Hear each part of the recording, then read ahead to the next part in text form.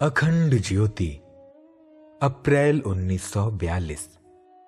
सत्य संप्रदाय का धर्म शास्त्र। कई पाठक हमसे पूछते हैं कि अखंड ज्योति द्वारा जो सत धर्म का प्रचार किया जा रहा है, क्या यह कोई संप्रदाय है? उसका कोई धर्म ग्रंथ है? किस शास्त्र के आधार पर इसका निर्माण हुआ है? सत्य धर्म को मानने वाले व्यक्ति को क्या करना चाहिए? क्या मानना चाहिए, क्या न मानना चाहिए? इन सब बातों का विस्तार पूर्वक उत्तर देने वाला कोई विधान होना चाहिए। पाठकों को जानना चाहिए कि सत धर्म अत्यंत प्राचीन संप्रदाय है। इससे पूर्व किसी भी धर्म की स्थापना नहीं हुई है।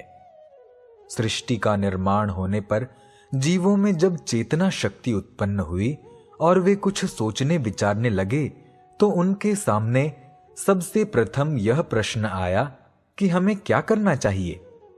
उस समय भाषा और लिपि का सुव्यवस्थित प्रचलन नहीं था और न कोई धर्म पुस्तकें ही मौजूद थीं। शिक्षा देने वाले धर्म गुरु भी दृष्टिगोचर न होते थे। ऐसी दशा में अपने अंदर से ही पथ प्रदर्शन करने वाली प्रेरणा जागृत होती थी और प्राणी उसी के अनुसार आचरण करते थे। नट नागर ने त्रिगुणमयी सृष्टि का निर्माण करके बालकों को खेलने और अभ्यास करने के लिए 3 रंग की गेंदें फेंक दी। कभी एक लुढ़कती, कभी दूसरी। बच्चे उनमें उलझने लगे। प्रकृति के साथ विकृति का जन्म हुआ। अल्लाह के साथ शैतान उत्पन्न हुआ और सत के पीछे असत पैदा हो गया। अल्लाह ने आदम को सबसे पहले आदेश किया था, पीछे उन्हें शैतान ने बहका लिया। अंतःकरण में से सत की, औचित्य की, कर्तव्य की, धर्म की पुकार सबसे पहले उठती है। ईश्वर का संदेश सबसे पहले आता है। उसके पीछे ही पीछे शैतान की हरकत होती आई है। सत असत का द्वंद्व प्राचीन काल से है, पर इसमें पहले सत ही उत्पन्न हुआ। सुर पहले जन्मे, असुर उसके बाद। जीवन पहले हुआ, मृत्यु उसके बाद। वेद अनादि है। इसका अर्थ ये है कि जीवों की अंतरात्मा में सबसे प्रथम सत्य धर्म का संदेश आया। वेद की भाषा या मंत्र संहिता ईश्वर की लिखी हुई है, ये मान्यता ठीक नहीं।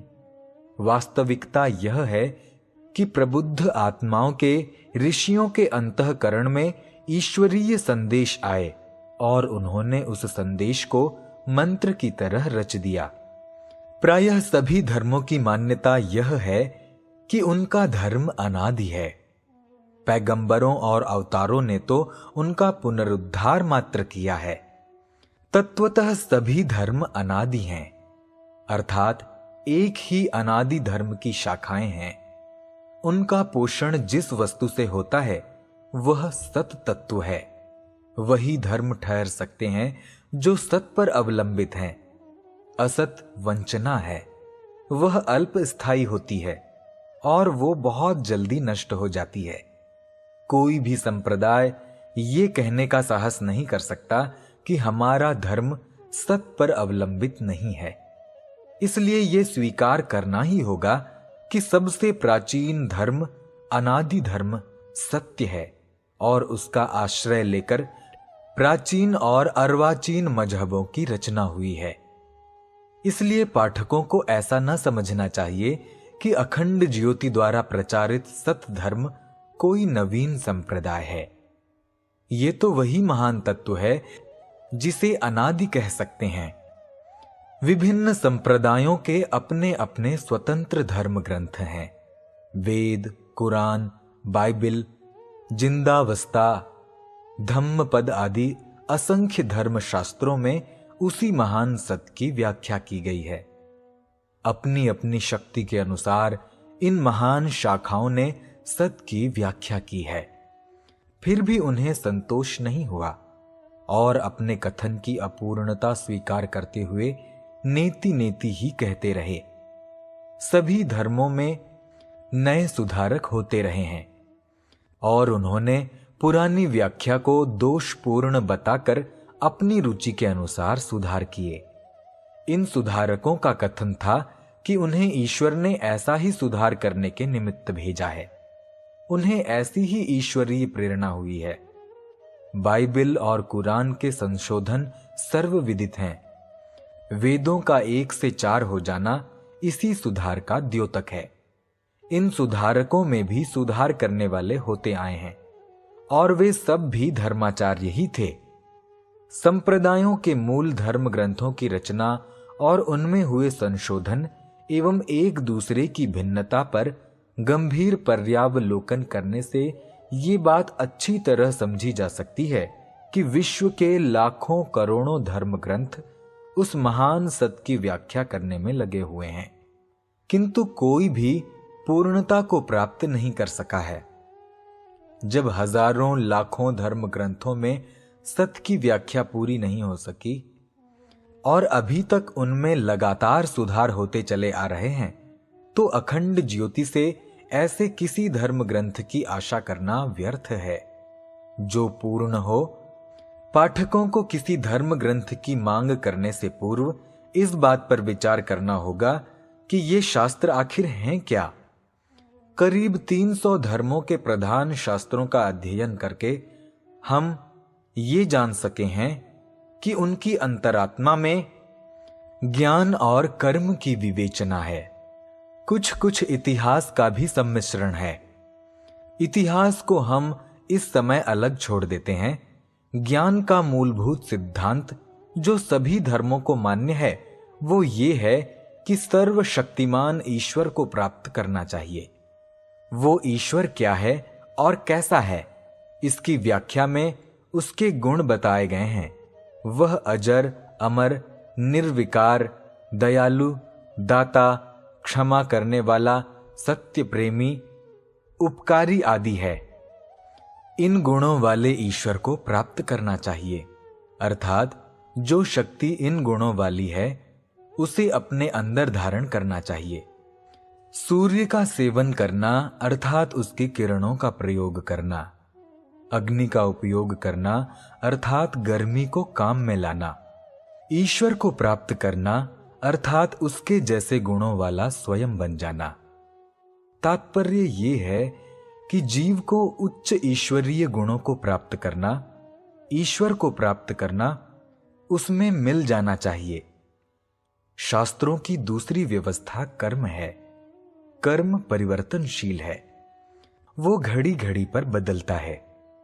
एक दिन रात में आवश्यकता अनुसार 50 तरह के काम करने पड़ते हैं।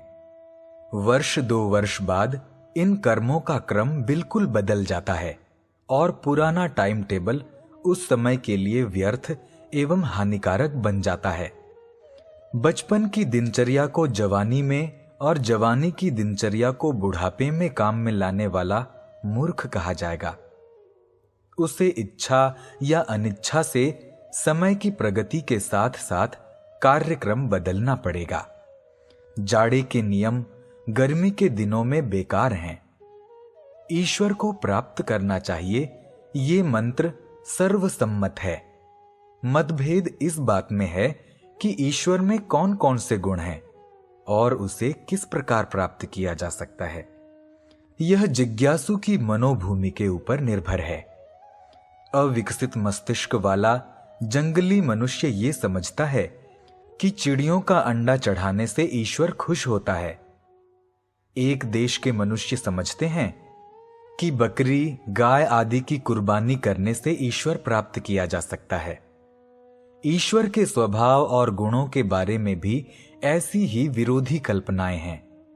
जंगली लोगों का ईश्वर बात बात में नाराज हो जाता है और लोगों को विपत्ति में डाल देता है, जबकि ईसाइयों का परमात्मा प्रेममय है। लोगों का हृदय जितना विशाल होता जाता है उतने ही उच्च गुण वो ईश्वर में आरोपित करते हैं। अर्थात हर मनुष्य अपने वर्तमान जीवन की अपेक्षा ऊंचे गुण वाले ईश्वर को मानता है। विकास की सीढ़ी पर जैसे जैसे कदम बढ़ाता है वैसे ही वैसे वास्तविक तत्व के निकट पहुंचता जाता है। ईश्वर के गुण स्वभाव का कोई ठीक ठीक निर्धारण इसलिए नहीं हो सकता कि मनुष्यों की मनोभूमि भिन्न भिन्न प्रकार की होती है, इसलिए ईश्वर भी भिन्न भिन्न प्रकार का ही होता है। हर आदमी का ईश्वर उसकी योग्यता अनुसार अलग प्रकार का है। इसलिए धर्म ग्रंथों में ईश्वर संबंधी मतभेद रचना आवश्यक है। कर्म के विषय में भी पहले ही कह चुके हैं कि रीति रिवाजों का बदलना बहुत ही स्वाभाविक और आवश्यक है। नए अवतार पैगंबर ज्ञान अर्थात ईश्वर और कर्म अर्थात रिवाजों के संबंध में परिवर्तन करते रहे हैं और रहेंगे। इसका कारण यह है कि उनसे पहले पैगंबर के समय की और इस समय की परिस्थितियों में अंतर हो गया। यह परिवर्तन अत्यंत आवश्यक है। इन्हें रोकना सांस रोकने जैसा कठिन है। उपरोक्त पंक्तियों को ध्यानपूर्वक पढ़ने के बाद पाठक समझ गए होंगे कि धर्म ग्रंथों में क्यों परिवर्तन होते रहते हैं और उनमें परस्पर विरोध होने का कारण क्या है। मनुष्यों की मनोभूमि के अनुसार ईश्वर के ज्ञान के स्वरूप में अंतर आता है और समय के अनुसार कर्मों में रीति रिवाजों में फर्क पड़ता है। इस प्रकार कोई भी धर्मशास्त्र एक प्रकार की मनोभूमि वालों के लिए और एक समय के लिए ही उपयोगी हो सकता है। किसी के लिए कभी कोई शास्त्र उपयोगी है तो किन्हीं के लिए कभी वो अत्यंत हानिकारक भी हो सकता है। अखंड ज्योति मानती है कि आत्मा स्वतंत्र, शक्तिवान और प्रकाश स्वरूप है। उस पर नाना प्रकार के नियंत्रण स्थापित करने की आवश्यकता नहीं है।